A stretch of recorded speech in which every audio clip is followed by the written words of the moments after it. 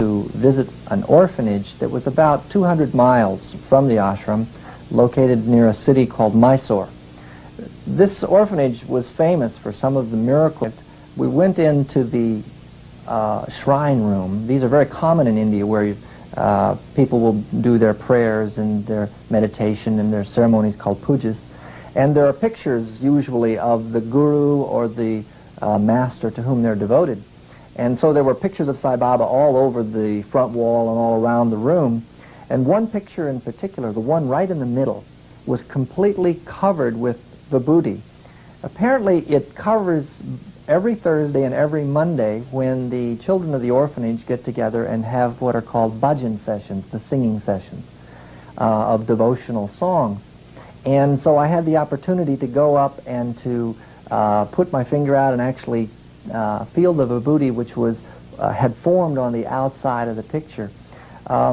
We were able to take some of that with us in packets, and after tasting it, the one thing that was clear was that this vibhuti had a special fragrance. It had a sweetness or a lightness to it that I didn't experience in tasting some of the vibhuti that perhaps didn't come directly from Sai Baba, but was blessed by him. It was has a very nice taste to it, a very nice fragrance with it as well. The thing, though, that the orphanage is most famous for are really two medallions that you hold in the palm of your hand. One of the medallions, they're about the size of an almond shell, curved like that. And one of the medallions has a picture of Sai Baba and the other of Shirdi Baba, whom Swami says was his previous incarnation as an avatar. You hold these two medallions in your hand, and for the last 20 years they've been producing this very sweet liquid called amrit. It's a very sweet, sort of a perfumed, very thin honey water.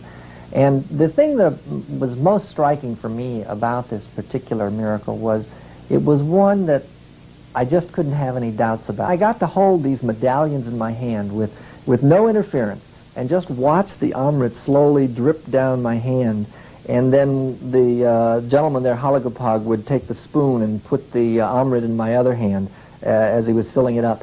It was something that I couldn't have any doubts about. I mean, it was just clear that it was happening.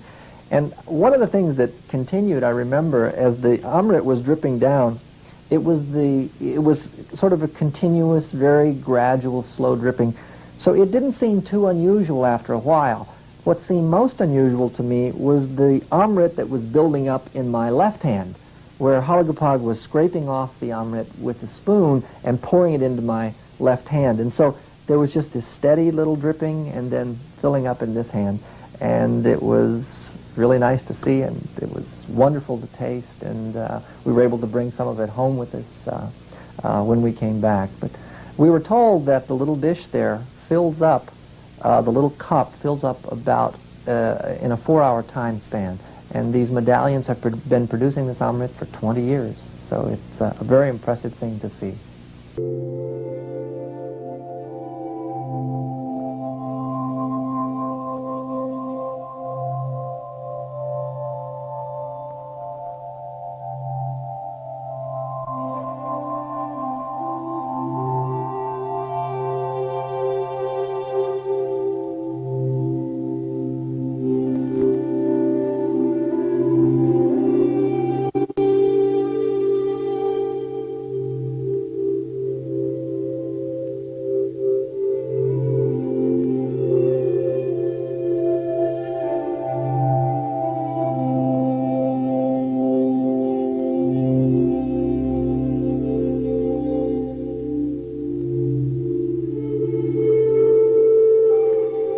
Of the universe we live in.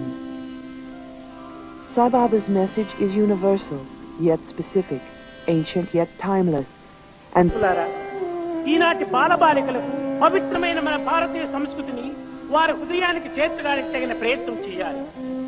the Muslims adore as Allah, the Christians as been experienced by the animals at the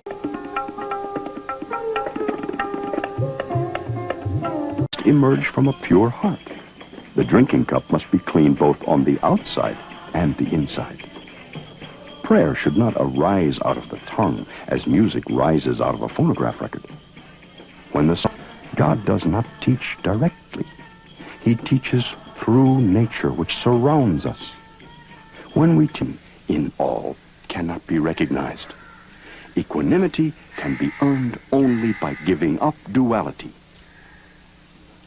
States of conscience. You must be ever vigilant to discover the truth behind all this scintillating variety.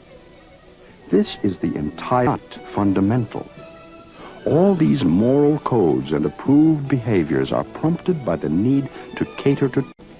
They connote gross and subtle, inert. For the practical progress of the world is the moral conduct and behavior of these two. Dharma has no prejudice or partiality. Most deepest investigation of the most precise analysis. And the creation dances joyfully. And the creation dances joyfully. To you, continue praising the God you have chosen. Then there is no need to change them. All the powers I possess are for you. I am only the store that keeps them ready.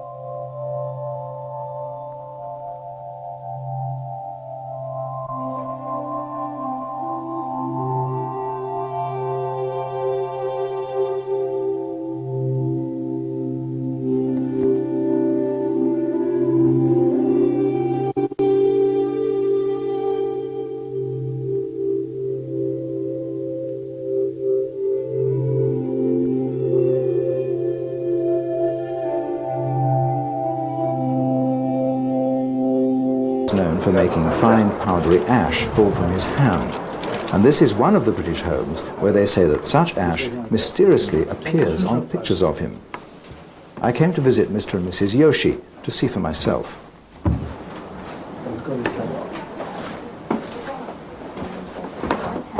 be reintroduced to the over 60s. The pictures are covered in ash. Absolutely. Sometimes Swami covers his face with lots of vibhuti. Yeah. I would like to see Swami's face. Do you think you should still see his so face? I said, Swami, I'm going to clear your face. We are filming him. Do you want to test it now a little bit? Well, I'd love to, yes. This comes from the jars, does it? What do you do with that? No. Scented perfume, isn't it? That's right, yeah. And this appears all the time. Yeah. You want to take Been reported here for several years now.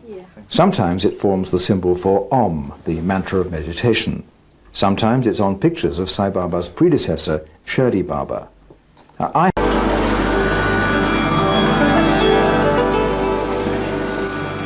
South India, Bangalore. This is where many people searching for something start a 3-hour taxi journey to see a man called Sai Baba. She woke up one morning and said, I've got to go see Sai Baba, and then we went and started from there at 18. Yeah, and my mum never pushed it. There's always been pictures in the house. But yeah, I woke up one morning, we were 17, and I said, Mommy, I've got to go to India. I'm on my way to see Sai Baba as well, sharing a taxi with a devotee. Devotees believe quite simply that Sai Baba is nothing less than God on earth. Hillary Clinton has come this way, and Raisa Gorbachev, and Fergie. India has thousands of yogis and dozens of yogis, maharishis, swamis, and godmen. Why go to see Sai Baba? India. I approached Sai Baba's ashram on the same day as the 150 young delegates from England.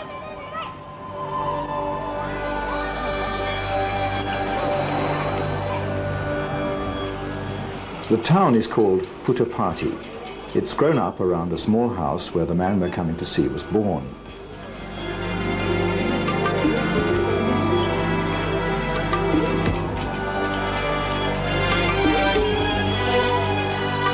Your first stop at Puttapati is to buy a mattress. Puttapati gets bigger every year. There's one of Sai Baba's 5 free universities here and one of his free schools.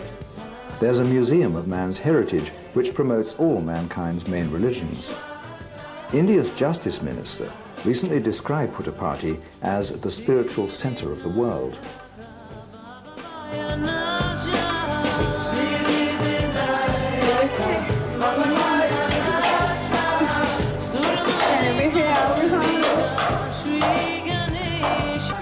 You're here to see a man who says he is God, and that so are you, but that you haven't found out yet.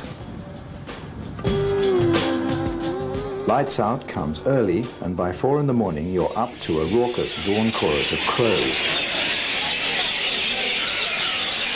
By now you're sitting cross-legged on the ground with thousands of others waiting to be allowed into the place where Sai Baba will appear.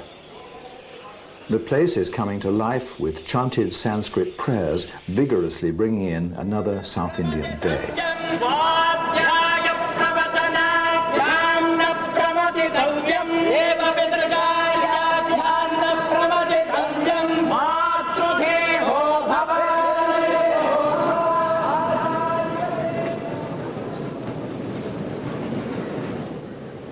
After a couple more hours waiting, you're allowed inside. Men on one side, women on the other, and it's time for darshan, the twice daily service at which you'll get to see Sai Baba.